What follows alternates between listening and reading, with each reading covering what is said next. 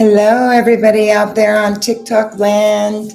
Hello, everybody out there in YouTube. It's Miss Delta coming at you. Hope you're having a fabulous, fabulous Friday. I'm going to leave the music on here for a few minutes and let everybody come on in. I'm going to scoot my chair back.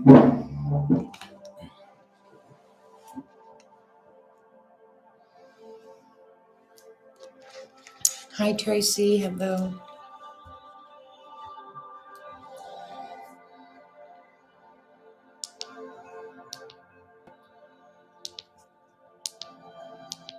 I don't want to play the music too loud. I thought I would do a video today. I was meditating. So hello out there in YouTube land and hello out there in TikTok land. I hope you guys are having a fabulous, fabulous Friday. I was meditating and I got a little subtle knock on my little higher consciousness telling me I need to do a video today on transcending the false self. So remembering who you truly are. So I have all my things situated here, I think. And without further ado, if you guys would share the live, I would appreciate it. Maybe tell your friends about it. I have a goal up there. I think it's roses. And if you don't follow me here on TikTok or over on YouTube, please consider doing both. You can find me over there. There's probably, 68, maybe 68 videos under Cracked Wide Open already. And you can see those if you're taking a journey. Let me just preface these videos when I do them for you that these are videos to assist people who are on a journey, a spiritual journey, taking the hero's journey and walking that walk. Welcome in, everybody. Welcome in. Those that are not doing that, please feel free to click off right now. You're not going to hurt my feelings or anyone else's, I'm sure. If you want to stay, what you'll do is your subconscious mind will retain the information, and when it's needed later, you'll pull it out and have it. So it's quite beautiful. So transcending the false self, remembering who you are.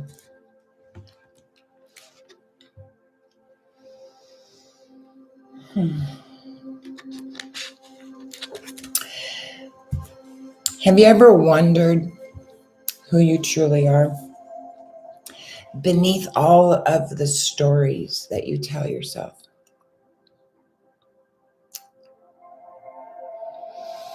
Not the ones who was praised or the ones who was hurt.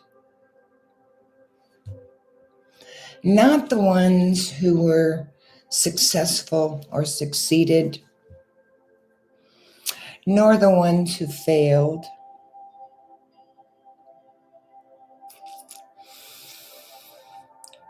Just the quiet awareness that has been here, that is watching you, that is in you, around you, and through you.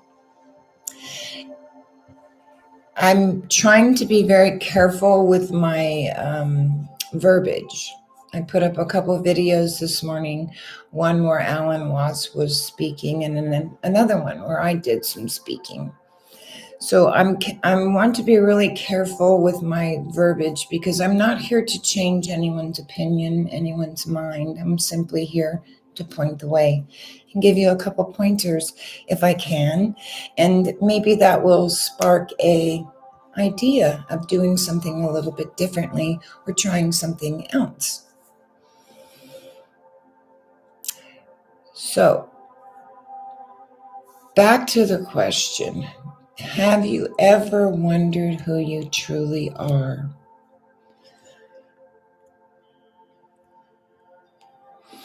Most of my life, I thought I was my story, my little story that I had been telling myself and anyone that asked me who I was my entire life. For most of my life, I thought I was that story. I lived that story. I was taught that story by my rearing, by growing up, and by adolescence. I knew who I was. I knew the story. I knew the gig, right? And I was off and running, and I operated on those stories those things that I was taught way up into my adulthood until I was 59 years old. Every event that happened, everything I did, everything that was done to me, right? I believed that it was all mine, that it was all me, my story. But what I asked myself was, what if that isn't my story?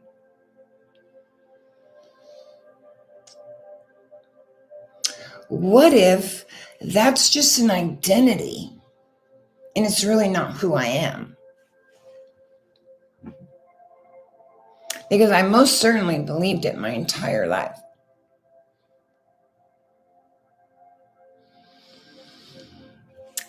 My story, my story was built from my parents rearing me or any other responsible party rearing me. Pastors, teachers, siblings, parents, aunts, uncles, anyone that you could think of, right? That was responsible for my primary rearing. If our parents were not conscious, our parents were only capable of teaching us what they were taught. Right, wrong, or indifferent, it doesn't matter. And everyone has a me story because everyone is an individual, yes? And so I believed that I was my story my entire life until I asked that question, what if I am not that?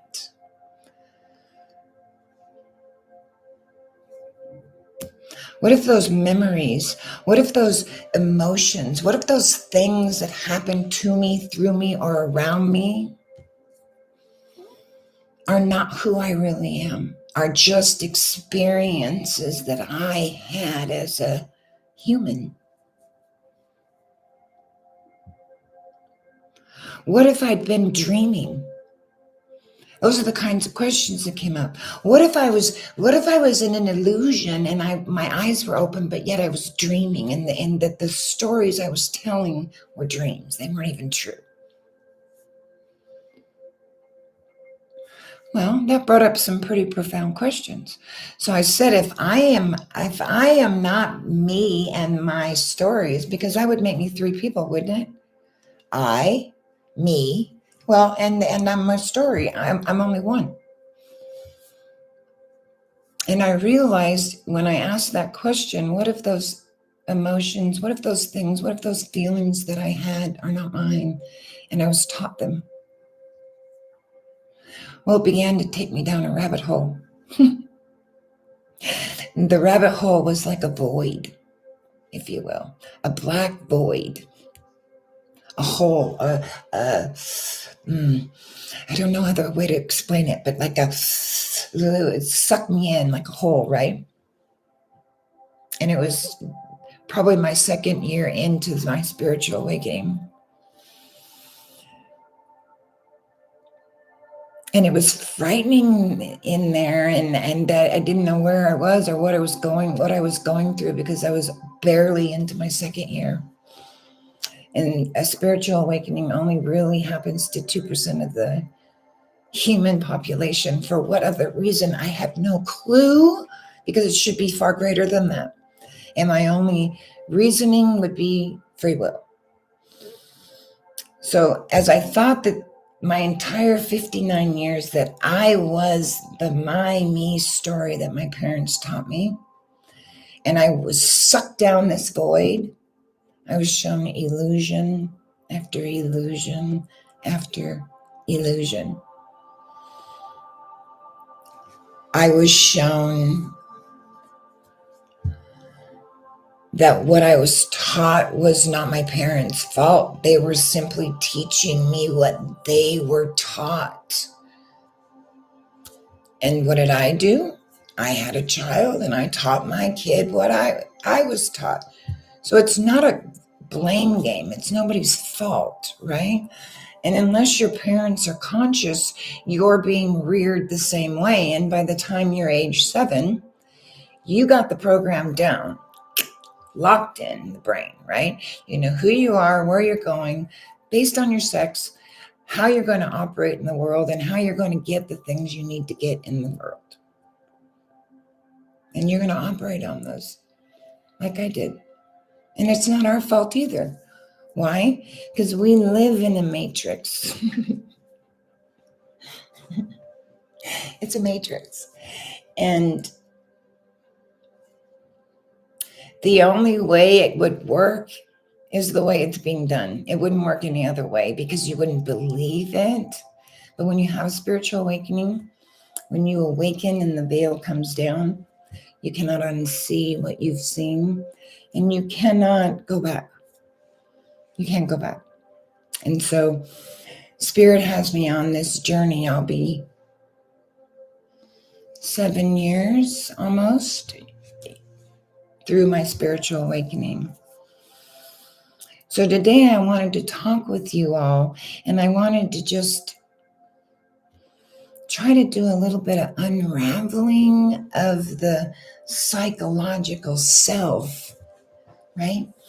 Because I'm a Reiki practitioner and I do shamanic journeying for my community. I find safe food, safe water.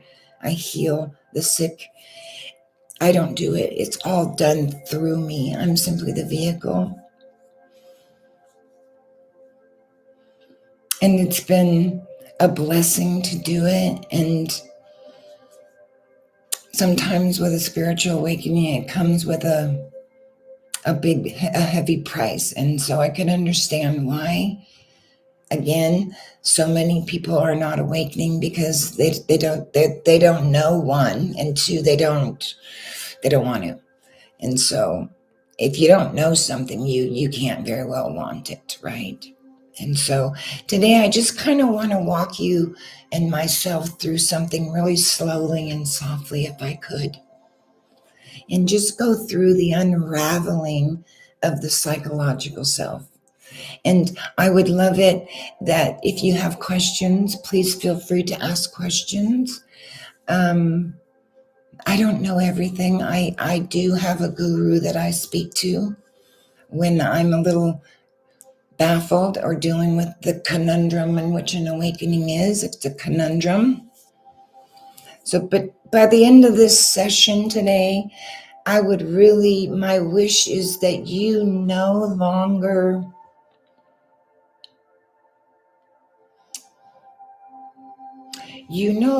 see yourself or tell yourself the story, right? But you see yourself as stillness, right? And that it holds every single one of us, and your stillness holds that story, right? And that you remembered as truth. If we had trauma or injury or something that's been detrimental to us that's occurred, those traumas are stored in the body. The mind, the thinking is the language of the mind. The language of the body are emotions. And as a healer, as a practitioner, we have mirror neurons in our body.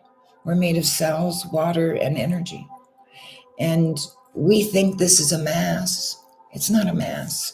It's a construct. It's like a vehicle you get into and drive to work every day, right? But we have arms, legs, ears, eyes, mouth. We can speak, we can talk, we can think. So us as Homo sapiens, we have advanced, we have evolved, yes? And so if you have questions, please ask them, because I'm the first one to raise my hand and say, listen, I got a few questions because I'm really having a conundrum with this shit. Because when I had my spiritual awakening, there wasn't anybody to talk to, nobody around, nobody knew what I was going through. They didn't understand. They thought I was psychotic. I'd lost my mind.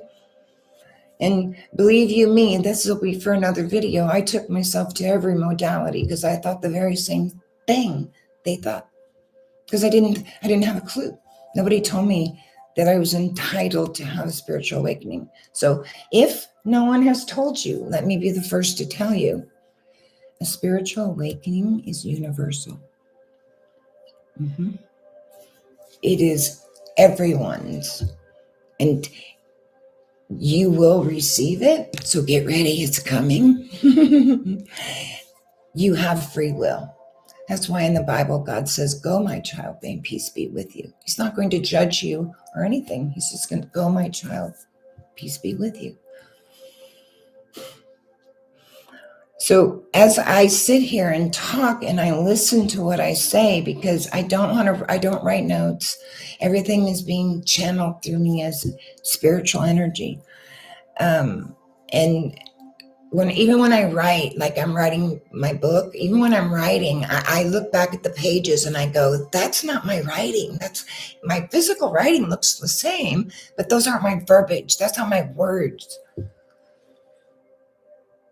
And I get this little, and it's a whisper, higher consciousness saying, you are writing on the paper and I'm telling you what to write. So as I sit here and I listen today, I know how difficult this is to understand. Let me say, an awakening and spiritual awakening is not a concept. It's not like this is a bottle and I can explain what a bottle is. It's not a concept, right? I can't explain it in those terms. Why? Because consciousness, source, creator, God, whatever it is that you identify with, is consciousness. It's pure consciousness. It doesn't knock on your door. It doesn't write you a letter. It doesn't pat you on the back or do any of those things. It makes your life living hell, samsuriya, suffering, until you can't handle the suffering so much anymore that you break. You crack wide open like I did. And so I understand how hard this is to understand as a concept, because everybody wants to understand it as a concept. Consciousness leads to that which is beyond. It's a feeling. And when I do this, it's because I'm rocking, like I'm on a rocking horse back and forth, or this way, and someone has stuffed a cinnamon bun right out of the oven into my chest, and I'm being coddled and loved in the kingdom of heaven by God or Source himself or my mother. I don't know, but it's delicious. So when I say it's a it's a feeling, you become the cognoscent and you just know. You just know. So I understand when I say these things to you and I do these videos that it is something very hard to wrap around our little analytical pea brain. Mm-hmm. So as I sit here, know that I know that, and that I'm not judging, and that I'm not pretensing or doing anything. I'm just sharing my experience and what Creator wants me to share. So I invite you into this space. It's safe here. There's no judgment. This is a safe space. You're free to say what you choose as long as it's not something that's breaking the law. If you want to, you could turn the noise off around you for a minute, right? Or you could just sit somewhere comfortable, right? And just listen. You can just sit there comfortably and breathe deeply and allow yourself to feel the words that I'm going to say, not just hear them. And that's why I say these videos up front are for the ones that require it and are looking for it and need it right here, right now, right? And they are here for the ones that are not quite ready. They're walking that journey, but they're not quite there yet. And they will restore and keep that information subconsciously for later. And when they do need it and have their awakening, they'll go, oh, that's what she was talking about. So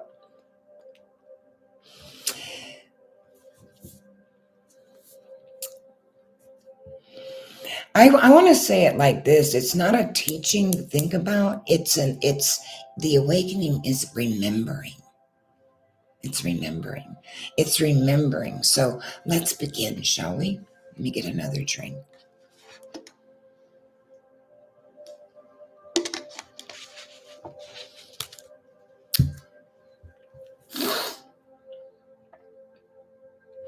The birth of the false self.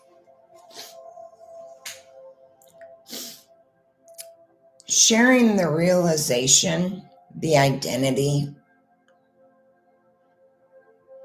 that you carry, it was made from your past.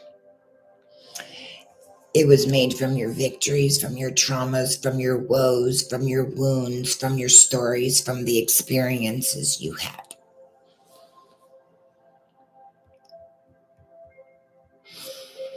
It's very miraculous how our body and how memories weaves itself into an identity. A bundle of thoughts that are clothed in, I'm going to say, emotions.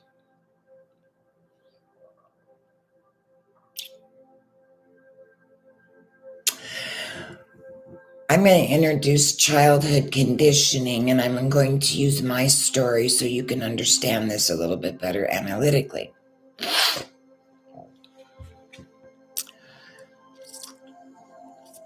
Childhood conditioning begins by the age 0 to the age 7.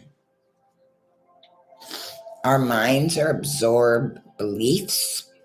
They absorb, and they're like you know how you have a sponge, and if you get a sponge wet, how those holes just go and it suck up that water, right? We sucked up everything from the time we were 0 to 7, whether it was good, bad, or indifferent. And that's why epigenetics is very important. That's beautiful. Yesterday means nothing to me. There is no tomorrow. All I have is right here, right now. Beautiful, Richard. So I just share, in my childhood, I was raised in a codependent, alcoholic family. My father was the alcoholic and my mom was the codependent.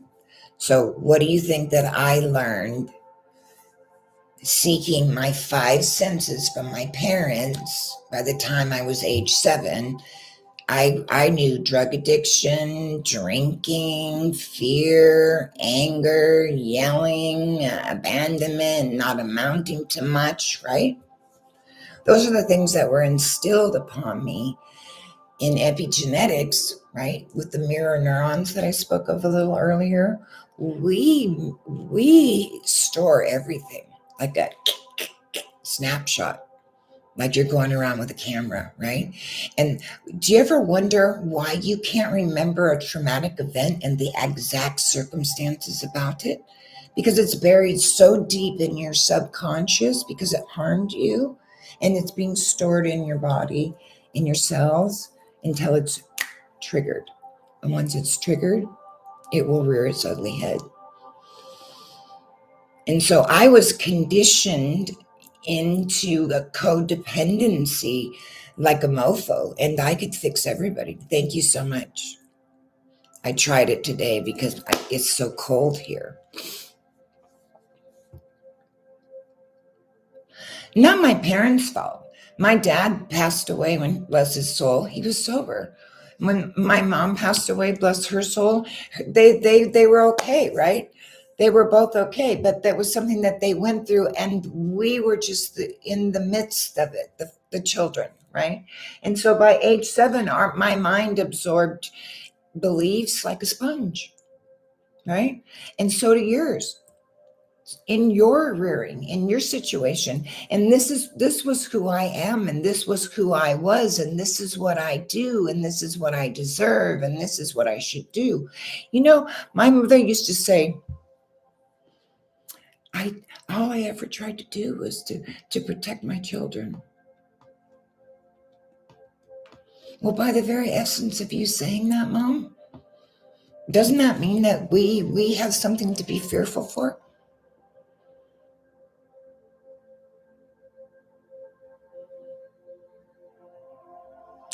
I wouldn't venture to say yay or nay. That's not my place. I think it's all in the hands of God.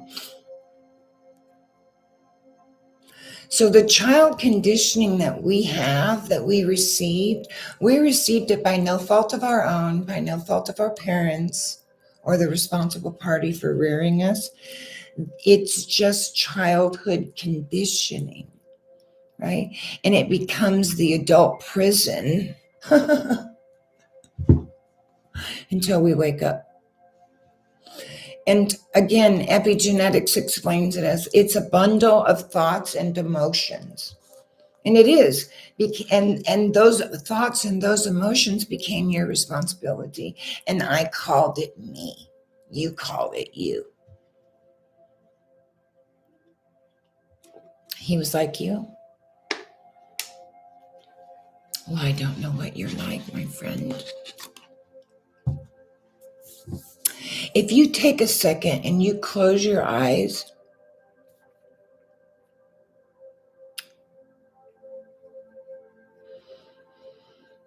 let's do it that way, Spirit. I'm sorry I'm pausing because she's showing me sacred symbolism. She doesn't give me a no. And the reason I call it she is because I am consciousness, I am creator, I am source, right? And so my higher guides are showing me sacred symbolism, and I have to put these puzzles together, so it takes me a second. I want to word it a different way, if you'll allow me, please. If you close your eyes right now and just put your hand over your heart, your right hand over your heart and your left one over your belly, and you close your eyes and you take a couple deep breaths. Oh, that's delicious. In your mind's eye or aloud, wherever you are, whatever you'd like, ask yourself, who would I be without those stories?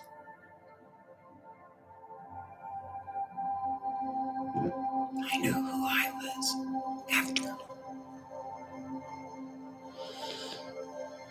Everyone carries a life situation. Everyone. It's not your fault. Relationships, health, money, reputation. All part of the egoic structure. Those rearing that we occurred by the age 7, we carved out the egoic mind for ourselves, and we said, this is the way it is, no way, any way, the highway, right?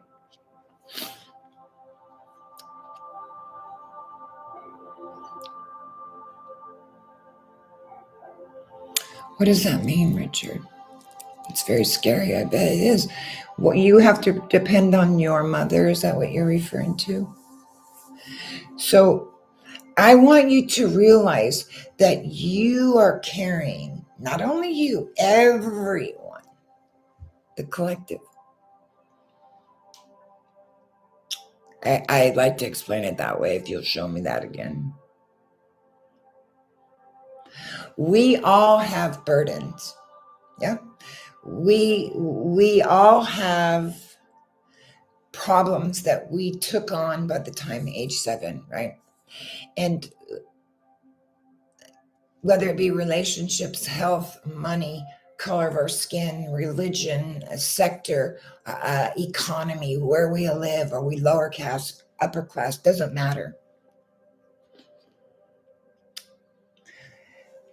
We know how burdens that we grew up with, trials, tribulations, traumas, events that we experienced by the time age 7, some consciously that we were aware of, and others imprinted upon us by our ancestors that we were not aware of, right? That are stored in the body, and when triggered, they'll respond, react.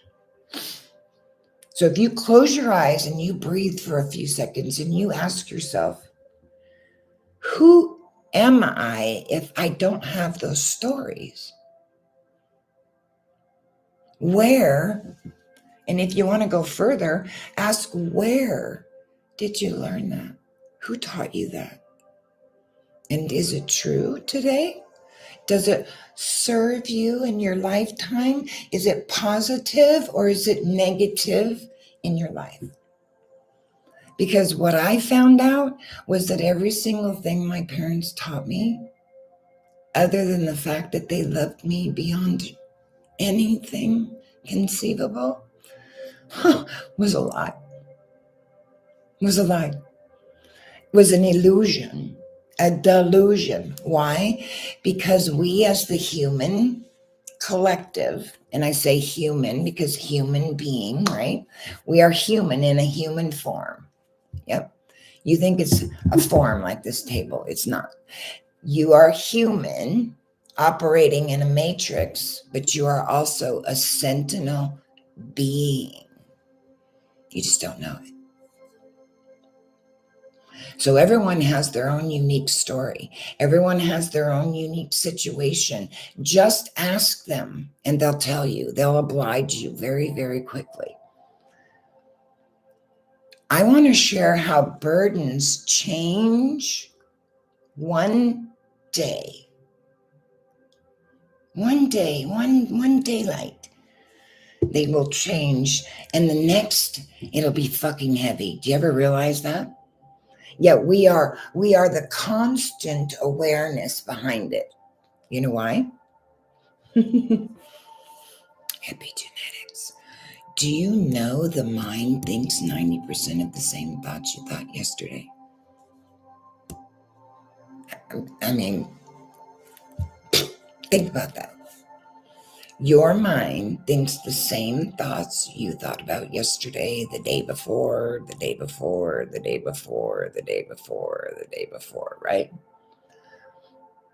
So everyone carrying these life situations, whether it be relationships, whether it be your job, whether it be your health, whether it be your money, whether it be your career, this wig is itching. All parts of it are that egoic structure that I'm talking about. Thank you, Richard. Burdens can change in this light that I'm talking about, this consciousness, right? Burdens can change from one day to the next. When I had my spiritual awakening, I was suffering emotionally so bad for 18 months or more. And it was March 27th. And I was literally exhausted. And I don't even remember if I changed into pajamas that night. I went into my room, locked my bedroom, and went to sleep. And in the morning, I woke up the 28th. I didn't know who I was. So it happened in my sleep. I was tossed into the kingdom of heaven, all in one big swoop. So I know it can change in an instant. Yes? But what I'm referring to is, you never notice if our mind thinks 90% of the same thoughts we thought yesterday, and yesterday was a really good day.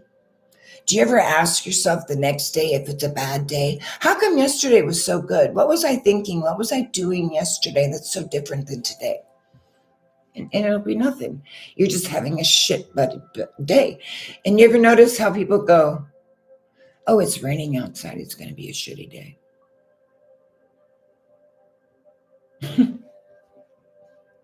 I digress. So burdens can change, right? But I know you notice if you close your eyes and you ask yourself, who am I if I don't have these stories? And where did these stories come from? Who taught me these stories? And do these stories hold any weight in water right now in my life? Are they serving me? Are they not serving me?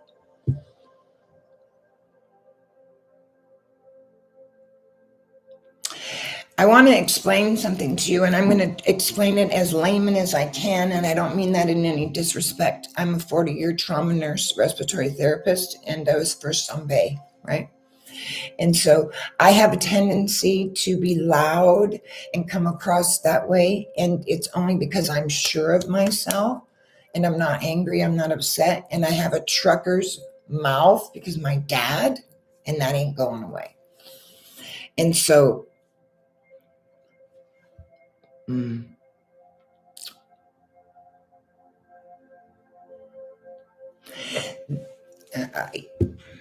okay, she wants me to preface this, and I'm going to preface this, and you're going to probably go, what the fuck? When I had my spiritual awakening, and I was outside, and I was probably 10 months in, and I was sitting on the front porch, and I was at a friend's house that I was staying with because I had left my husband. And I was out meditating, and it was probably dark, maybe not quite pitch dark, but it was past dusk.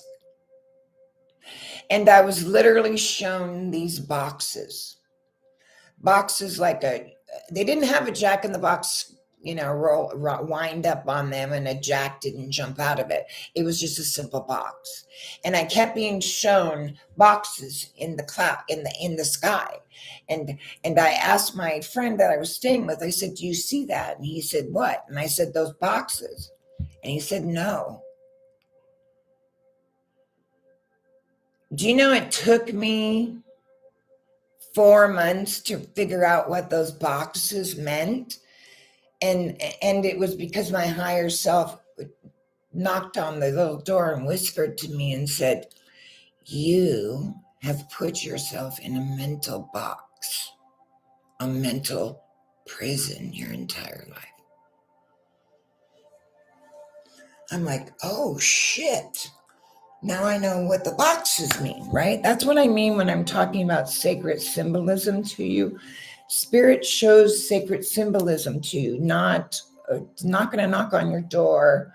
If your higher consciousness is speaking to you because it's aware of itself, it's going to be whispering, gentle, loving, and caring.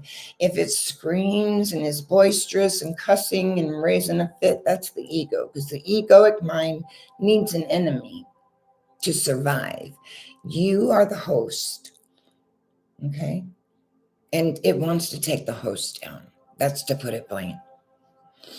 So I want to explain again, and I'm going to say it the way I know how to say it so people can understand it. Spirit, they're not going to understand that. Thinking is the language of the mind. Emotions is the language of the body. If you think a thought, follow me here. If you think a thought, I'm going to use my thoughts that I had at the time before my awakening, because I don't have any thoughts in my head anymore. I don't have a voice there anymore. I would always say, "I'm going to be abandoned. I don't amount to shit. Nobody hears me. What the hell am I doing wrong?" Over and over and over and over and over and over and over until it had taken my shit integrity as a person and just tore me down to my ass. I was on the ground with it, right? Horrible. These emotions that you have, think about one, just one. Let's use fear. I'm fearful. I'm fearful. I'm fearful. I'm afraid. Something's going to happen to me. What are you telling the body? That you're fearful. So now the body is going to operate as if it's fearful. Chemicals are going to be released. Your heart's going to start beating. Your palms are going to be sweaty. You're going to say, I'm afraid. And you're going to shut down. You're going to block yourself, and you think you're protecting yourself. You're not. Right? So these things you feel, what they do, I feel fear. Now I'm telling my body I feel fear, right? So now my body is displaying, manifesting, palms sweaty, heart racing out of my chest, right? Sweating like a freight train, and I am fearful or anxious, right? And can't understand why. Now I'm working that shit out in real time. What it's going to do, that fear thought that caused that palm to be sweaty or act anger out in real time, is going to loop itself back onto the fear. I call it the biofeedback loop, and say, you're just a whining baby. All you care, and you're going to be reiterating more thinking of the mind to reinforce the thought of fear. And it's a biofeedback loop that goes round and round and round and round and round and round and round. Epigenetics Science proves it, right? That's why when they can say without a shadow of a doubt, 90% of the thoughts you think today are the same ones you had yesterday. So these feelings you think, these thoughts you have cause a feeling in the body. That feeling in the body causes you to physically act out that feeling. I'm sure you've done it. I've done it several times. Remember that these are repeating thoughts and emotions, and they are going to create a loop over and over and over and over. You heard people say the hamster wheel, right?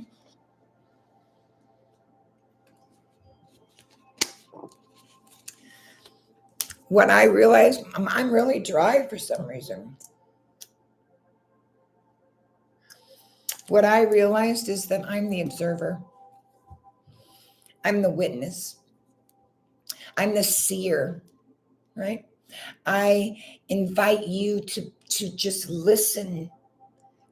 I invite the listener to just maybe observe oneself.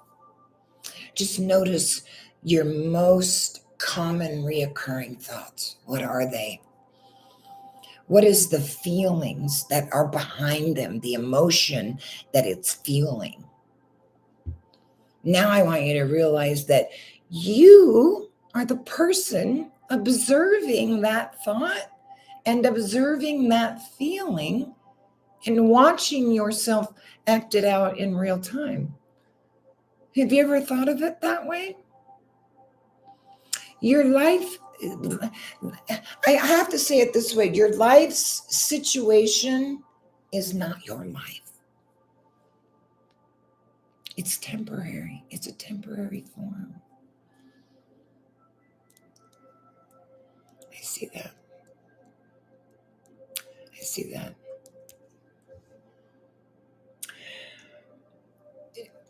Spirit wants things manifested through us. Okay. Jesus doesn't want the planet anymore. He was crucified on a cross. Okay. And so he's not going to come down here and write us a note because he's not physically capable, because he doesn't have a vehicle anymore. He and the Father are one. He is consciousness. If you think for 1 second about all the beautiful things that have been created in our world and all the horrible things on the other flip side that have been created in our world, all began with a thought. Because Creator wants things manifested through our physical form. And how does he do that? Through thought. Thought is the language of the mind. The language of the body are your emotions.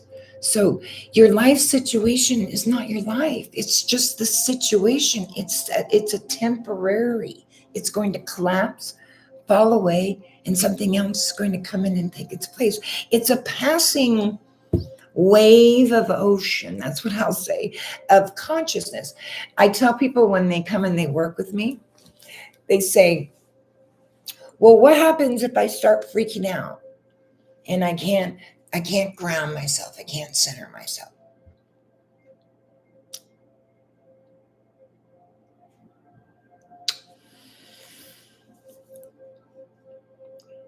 You are the vast ocean, is what I tell them. If you think about it this way, you are the vast ocean. Okay. Everything that happens on the top of the water, everything that happens on the top of the water in that vast ocean is chaotic, isn't it? A boat wrecks, a wave, a riptide, a shark, an attack, a drowning, right? Everything that happens on the surface. If you think of you being the ocean, and everything on the surface is the top of that ocean, right? If you take yourself beneath the surface, it's so peaceful. It's so quiet. There's no movement. It's dark. It's loving, and it's caring, and it coddles and rocks you. You are the micro to the macro. You are the tiny little speck of Creator. We all are. And one of the first things the collective has done by coming into this planet, we weren't born, we were brought into this planet. with the Big Bang. Yes. Our biggest illusion is forgetting who we are. You think that you and I, your neighbor, the dog, the bush, the cat, the sky, the ground are separate?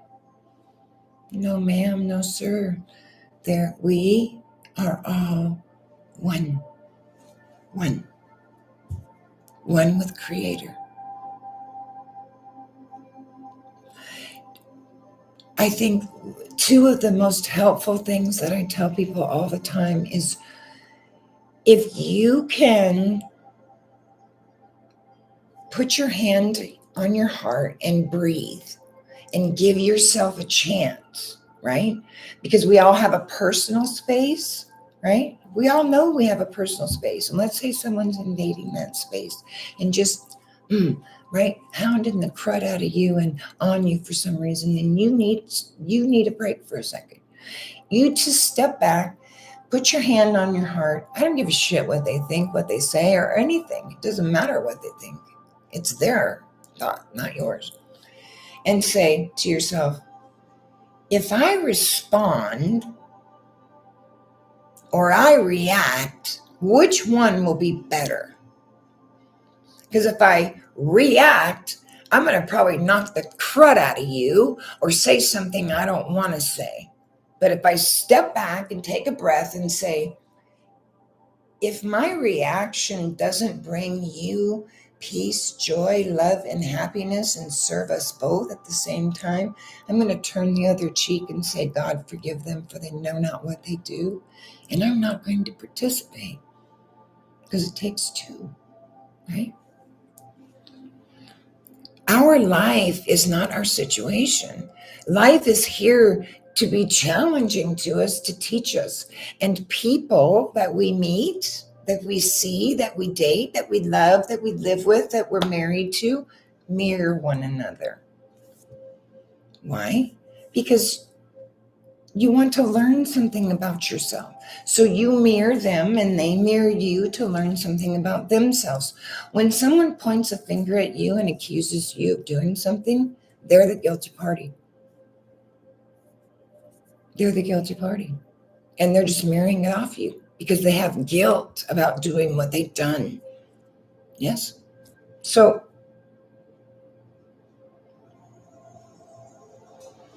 I began, I wanted this a really structured video, and maybe I should write notes or have a teleprompter and do all that stuff. But everything I know, I don't know from a book.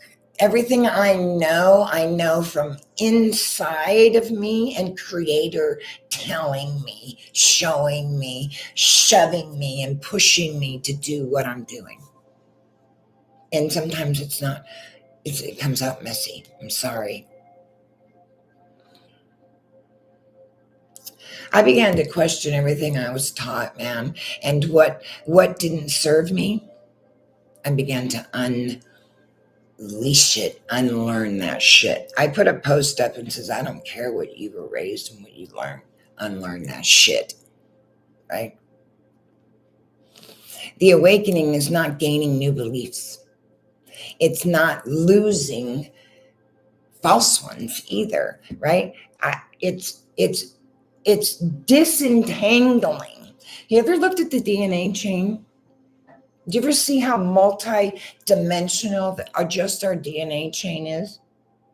Imagine that for a minute. We're all intertwined and tangled from our stories, our me, my stories.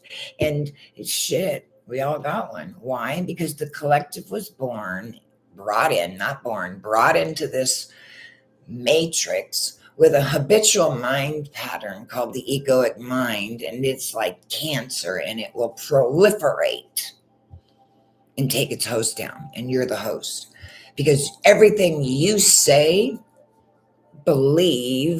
you believe to be true, and that is the way it is, my way, no way else, or the highway, right? Because that's what you were reared with, right?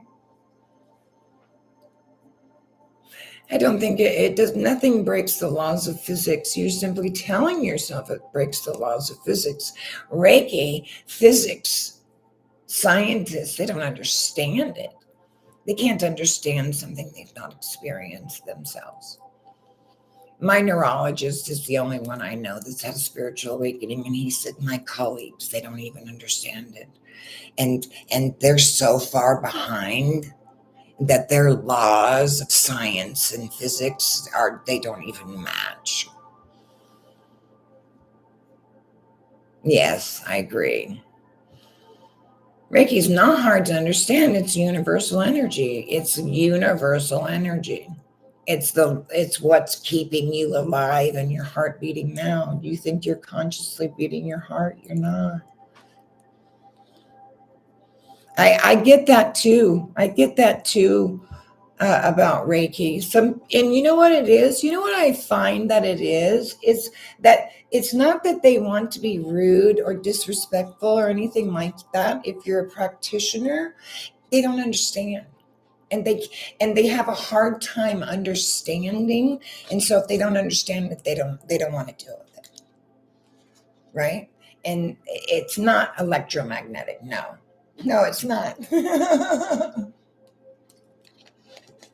If it was electromagnetic, it'd be shocking the shit out of me because I vibrate and rock back and forth from my feet all the way up to my head. So it would be killing me if it was electromagnetic. It's not, it's energy. So to get back to it, if you look at your DNA chain, how it's all disentangled, right? It's all tangled up. We have to disentangle that. Not the chain itself, I'm just using it metaphorically, but it feels like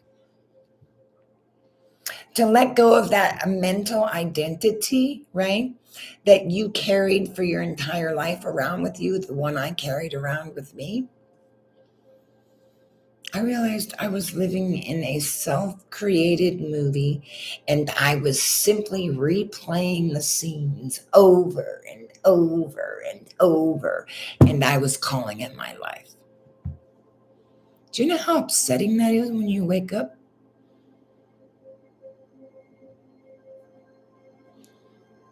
Do you? I don't make things up. I don't have a reason to make things up. I don't make things up. I'm a medical professional of 40 years. I know what EKGs are. I know what electromagnetic energy, and I'm not going to entertain what you're saying to me. I'm trying to be courteous. So I'm sorry that you don't understand. But I did realize that I was living in that self-created world.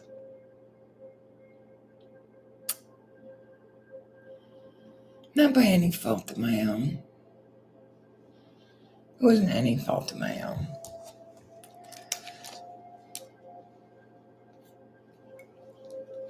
So when you ask yourself, who will I be without that story?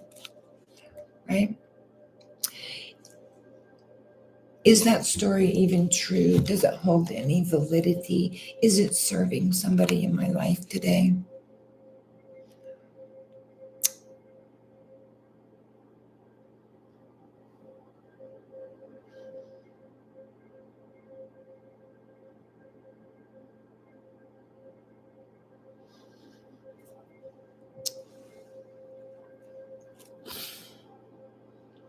So when I started seeing the disentanglement is when I went into the dark night of the soul. And I was in the dark night of the soul for about 2 years.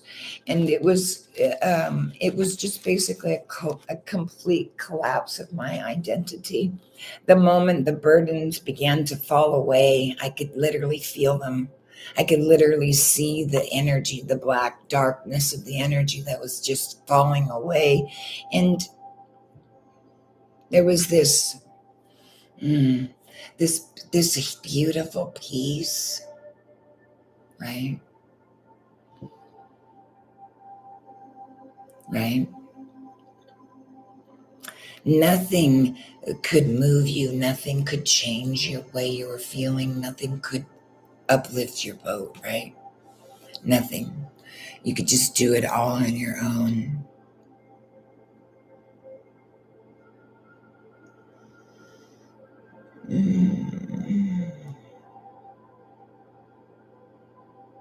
Excuse me 1 minute.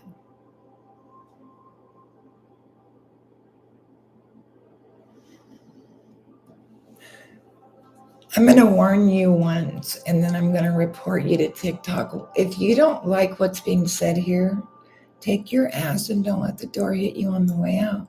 We don't need to justify what you're talking about. You don't know what you're talking about. Not a clue. Not a clue. And your ego and what you're doing is showing. And I'm not going to participate with it. I'm just going to kick you out of the room because you're disturbing the peace and the energy that this space is bringing. Do you not have anything better to do today? My goodness. So the collapse of my identity, it was pretty significant. I was in the dark night of the soul about 2 years. And the moment these burdens began falling away, I remember commenting to the person I was staying with that I could literally see the dark energies. I knew there was nothing to become. There was nothing missing in me, nowhere to go, nowhere to arrive, nowhere to be, right? I was already there. Like, I think the Buddha, let me change that real quick.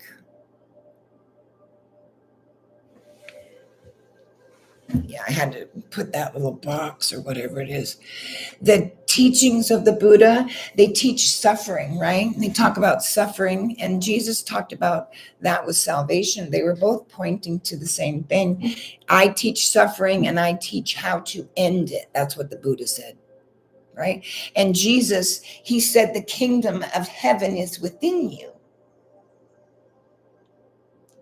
It is. It lies within you. You just don't know it. Awakening from the identity of thought. That's what I keep telling people when they ask me about it. I would say, my career, my child, my grandchildren, everything that I've done my entire life, my greatest accomplishment has been this spiritual awakening, right?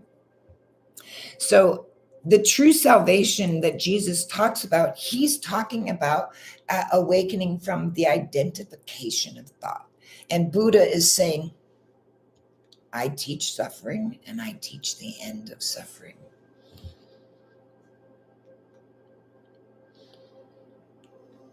Living from consciousness.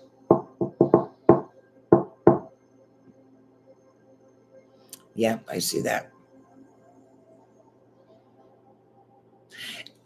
I want to speak on integrity for a minute. Like, life continues to challenge me, and it still will appear to do so, but they're no longer going to define who I am. Case in point, this person in the room. They have free right, free will to say what they want, choose what they want, say what, it doesn't matter to them, right? But we can forgive them and turn the other cheek and say, God, how can I be of service to this person? Because they know not what they're doing. It's obvious. But that's the attention they want us to give them, right? And so it's just an irritation, I guess, coming from their inner health. It shows what their inner health is. Pretty poor, right? That they have to come in and disturb someone else's peace for no reason because they're feeling unpeaceful. That's a hard place to be. So the irritation, which used to feed me through thought, right? And that grew into unhappiness, right? It doesn't anymore. Awareness just dissolves it. Just dissolves it. If you notice your breath, the rising and falling, you feel the air moving in and out of your lungs, right? Watch every thought that you think. Be the observer, be the witness. I remember saying to someone, who did I tell that to? I think I told it to my ex-husband. I feel like I've been looking out a screen door my entire life, and somebody's removed the screen. That's the only way I could say it, and him understand what I was meaning. You can do simple practices. You can do a 2 to 5 minute meditation in the morning, just focusing on breath work. You could go outside and write a gratitude list for 30 days. It was really profound when I did that. Notice your breathing. Notice your thoughts. What do those thoughts create in your body? And if they create an emotion in your body, watch yourself act it out. And then ask yourself the very profound question I asked myself. I'm not my thought. How can I be my thought, the emotion, and me, and all those things? That would make me more than one person. I'm only one, right? It would make you. So if you notice what that does, I am going to be a witness or an observer of my thought. And if I have a bad thought, I'm going to try to. I always tell my clients, walk it like a dog. If you're walking down the street and you see a Rottweiler, beautiful dog, collared and looks healthy, you're not going to engage that dog, even if it has a collar and a leash on it. You're going to be a little suspicious about it, right? And you're going to walk on by because you're not going to know what that dog's going to do or not do. And so do the same with your thought. If you have a thought, think of that Rottweiler and walk it like a dog. And watch what happens. Watch how quickly the thought leaves. It'll leave as quick as it came. The only reason it'll stay is if the egoic mind engages it. If you engage it, you're down the rabbit hole already. So notice your breathing, notice the rise and fall of your chest, put your hands together, notice the warmth and the energy that you feel, right? I have lived by myself for March 17th of next year will be 7 years of living by myself. I no longer seek. I am home. I am home. I am love. I am loving, and I am lovable. I am consciousness. I am right here, right now. This awakening is not an escape. It's a gift. It's a gift. It's not an escape from my life, my story, right? I lived my life, my entire life. I lived it. I know what happened, right? I have analytically can remember who I am historically. So we're not speaking about historical. And so when I say it's not an escape, I want you to think about the things you think don't give you a right or a reason to bring comfort to yourself, even if they're wrong. Right? So it's not a place for you to go and escape. And many will do that with drugs or alcohol or shopping or sex or anything, right? Just so they don't have to think about it.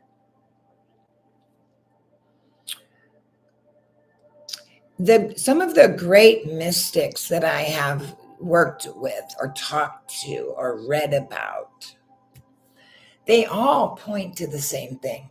Others use different verbiage. Eckhart Tolle, Deepak Chopra, Michael Sanger, Joe Dispenza, Esther Hicks. 5. There's Kurt. I can't remember his name. There's a couple in Tibet that are awakened too.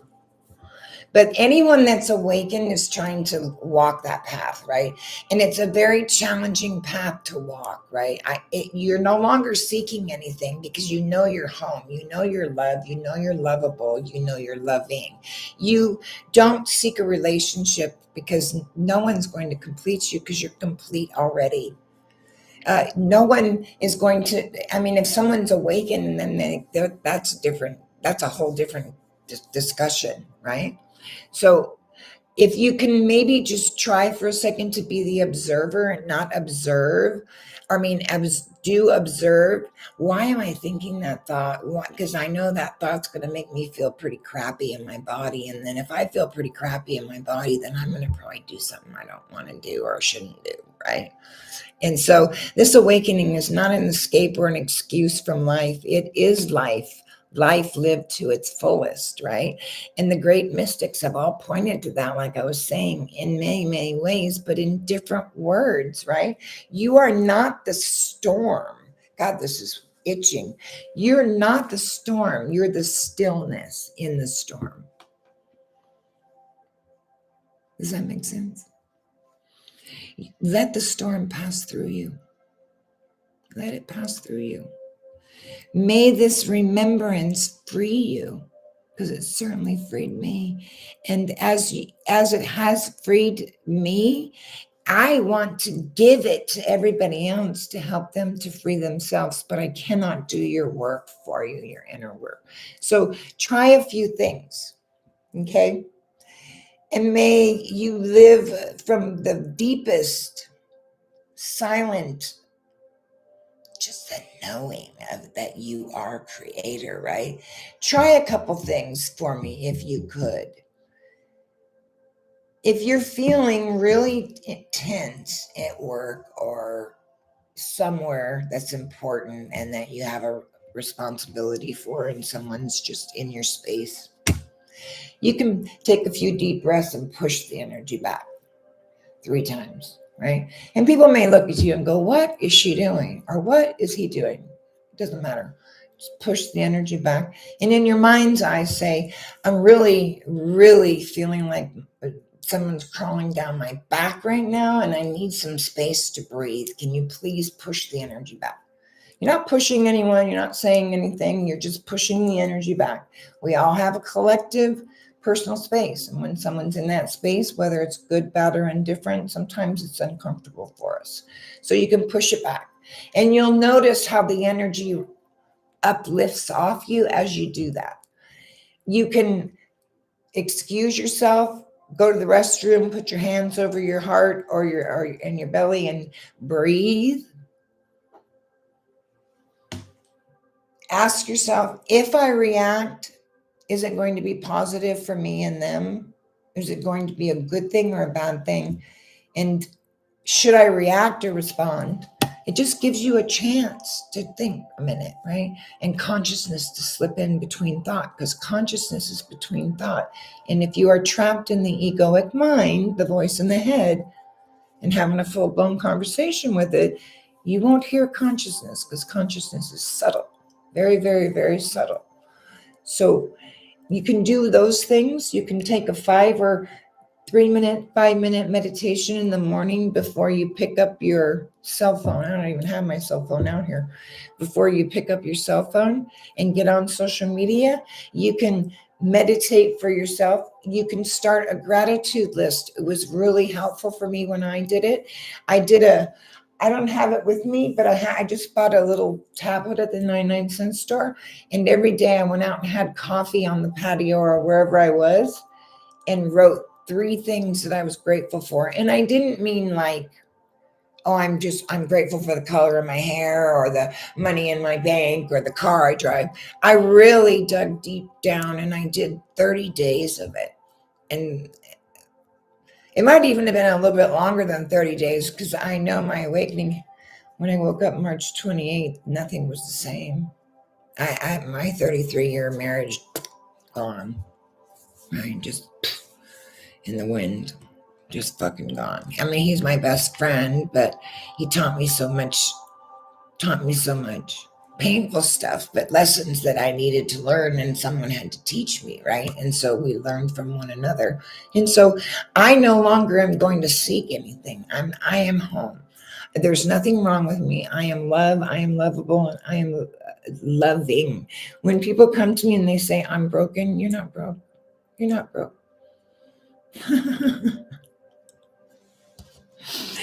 You know, I ask that you can try to remember who you are. Ask yourself, am I being the witness and the observer, of what's happening right now? Or am I being a participant? And I'm sorry, I have cotton mouth or whatever it is from the goddamn dental medicine they have me on. And I know next week I'll probably have my bottom, and I'll be so happy because I've been without teeth now for, on the bottom anyway, for like 3 months, right? And all because of my chemotherapy.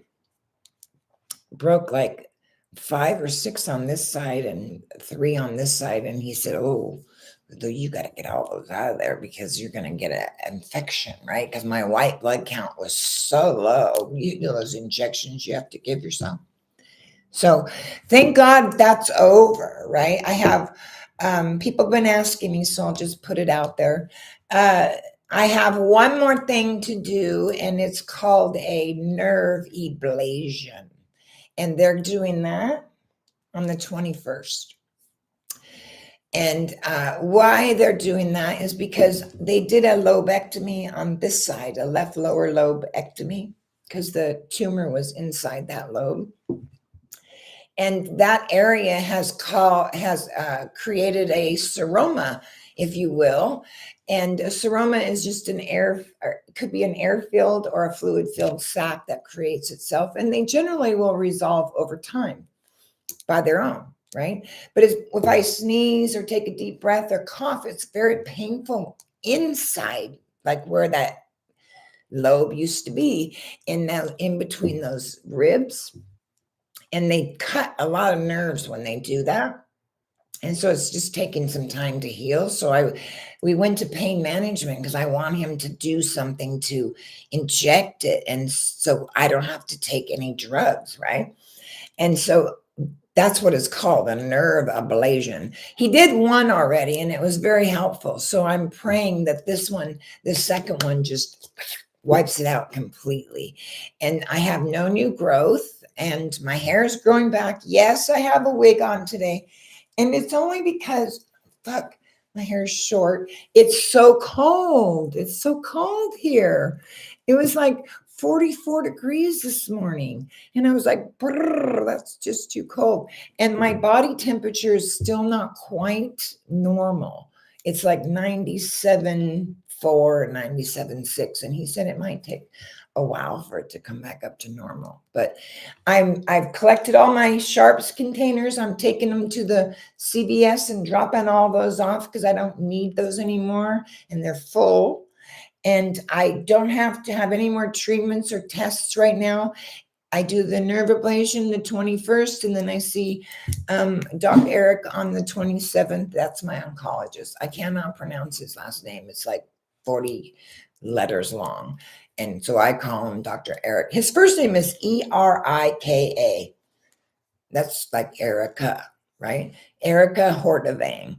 I can say his name, but it's very difficult to spell. So he just gave me permission to call him Dr. Eric. And I love them over there. So if you guys stopped by and spent any time with me here and you helped me to reach my goal, thank you so much. I so appreciate you. I will be doing videos like this up on a fly because as Alan Watts said in the video, a spiritual awakening can be very challenging and some people don't want the information and some people do. And it's sometimes, how can I say that? It's sometimes my mind, my brain, my old brain wants to revert back to old behavior and say, look, you're doing all this and this and this, and nobody appreciates it. And that's just the ego trying to rear its ugly head through the back door, and I won't allow it. And so it doesn't matter. If one person, a million people hear this, see this, and it helps, it doesn't matter. I'm doing what Spirit's asking me to do because she's literally pulling me by my goddamn throat because she doesn't have a ponytail to grab anymore. So I think, let me look and see, where's my notes? I don't have notes. Let me see if I can find what I have planned. Is it that one?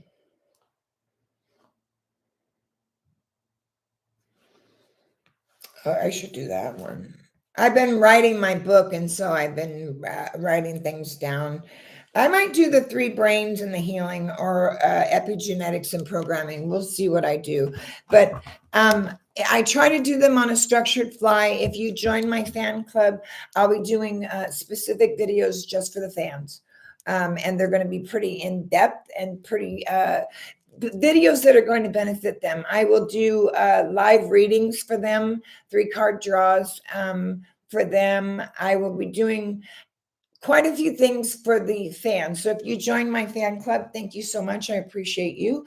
And if you tap the screen and shared the live, thank you so much, or help me reach my goal. If you have any questions, as always, you can always reach out to me. You can go to YouTube at Star Delta 9. You can find me there. You can find me at the little soap shed here on TikTok, or Ms. Delta 9, or any of my other platforms. You can always DM me or email me. I have a business form on my little soap shed. There's an email there for you. You can contact me. And I love you guys so much. Thank you for spending your time with me and letting me share a little bit of this journey. I know it's not all formatted and perfect like it should be, like a book, but I'm going through this myself. And what is today? The 17th? Yeah. Shit. I'm going through it myself, and the energies are pretty intense, and some days are good and some days are challenging. And so if you are experiencing a spiritual awakening and need help, reach out. All it takes is a DM, and it's free. And if I can help you, awesome. And if I can't, then I will find someone or ask someone that can help us, right?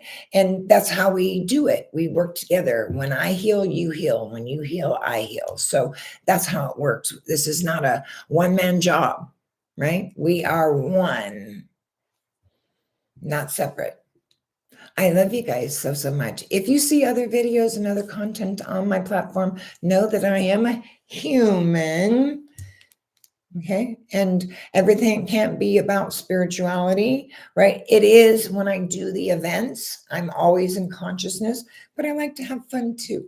I like to do my soaping. I like to teach. I like to give recipes. I like to just put up funny videos. My granddaughters turned 18 yesterday, my youngest. Now I have no babies. They're all grown. I'm like, God damn, girl, you're getting old. But it's okay. I'm just, what do they call that? Seasoned, like wine, or you just get better with age, right? I love you guys so much. Thank you, sis, for asking to come in. I appreciate it. I don't know anything about TikTok duels or invites, and every time I click one for someone, they don't come. So I never know if they're actually asking or not asking. So please don't take it offensively. Please DM me, and if you're wanting to come up as a guest, I'd love to have you. We can figure it out and do it from there. Until then, I love you guys so much. Out there on YouTube, thank you for stopping in. TikTok, thank you for stopping in. YouTube, hi. Love you guys so much. Namaste, everyone. Have a blessed weekend. Treat yourself, won't you? Do something just for